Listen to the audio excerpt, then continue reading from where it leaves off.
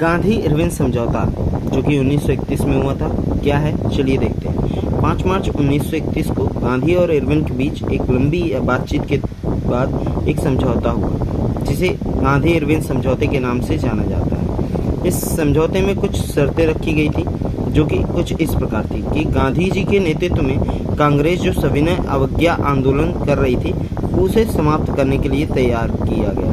ठीक है। इसके अलावा कांग्रेस इस आधार पर द्वितीय गोलमेज सम्मेलन में हिस्सा लेने के लिए तैयार हो गई कि सम्मेलन पेश किए जाने वाले संवैधानिक सुधार, संघीय व्यवस्था, उत्तरदायित्वपूर्ण शासन तथा भारत के हित को देखते हुए प्रतिरक्षा, वैदेशिक मामले, अल्पसंख्यकों से जुड़े मामले आदि के बारे में सुरक्षात्मक या आरक्षात्मक व्यवस्था पर आधारित होगा तथा सभी राजनीतिक बंदियों जिनके विरुद्ध हिंसा के कोई आरोप नहीं थे इनको रिहा करने का आदेश दिया जाएगा। विदेशी कपड़ों और शराब की दुकानों पर शांतिपूर्ण धरना देने का अधिकार मिला तथा समुद्र तटीय प्रदेशों में बिना नमक कर दिए नमक बनाने की अनुमति मिली। ये कुछ प्रमुख शर्तें थी।